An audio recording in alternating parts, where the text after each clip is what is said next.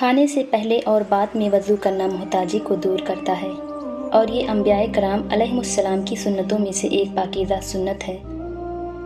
جس شخص کا راج اس کے سینے میں نہیں سما سکتا، اس کے بچاؤ کی کوئی تدبیر نہیں۔ ہمیشہ سچ بولو تاکہ تمہیں قسم کھانے کی ضرورت نہ پڑے۔ جو شخص جھوٹ بولتا ہے تو رحمت کا فرشتہ اس سے 1 میل دور چلا جاتا ہے۔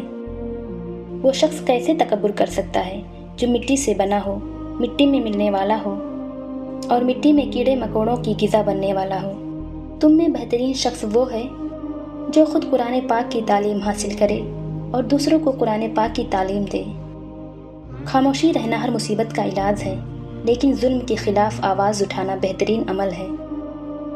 دنیا کی ہر چیز کی حفاظت کرنی پڑتی ہے، مگر علم ایک ایسی چیز ہے کہ وہ تمہاری حفاظت کرتا ہے۔ آپس میں مصافحہ کرو، دل کا کینہ جاتا رہے گا۔